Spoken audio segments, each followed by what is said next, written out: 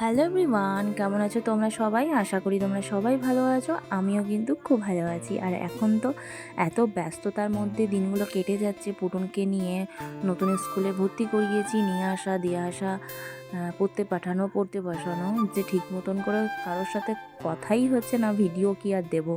তো চলো, আজকে একটু টাইম পেয়েছি, ভাবলাম ভিডিওগুলো তোমাদের সাথে শেয়ার করি।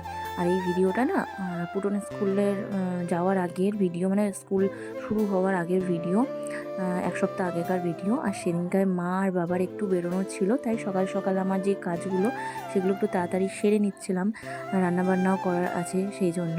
তো সকালবেলাতে দেখো গাছগুলোতে জল দিতে গিয়েছিলাম, তারপরে এসে এক কাপ কফি খেলাম, কারণ কফি না খেলে আমার দিন শুরু হয় না। আর তার জন্য আমাকে অনেক বকা খেতে হয় রাহুলের কাছে, এই সকালবেলাতে আমি কফি খাই বলে।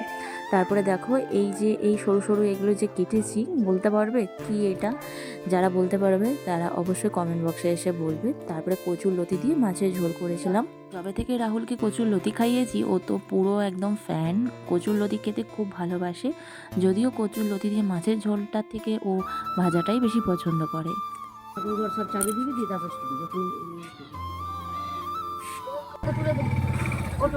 ও সামনে বসবো তো, হ্যাঁ দেখবে গায়ে হাওয়া না লাগে, হাওয়া না লাগে।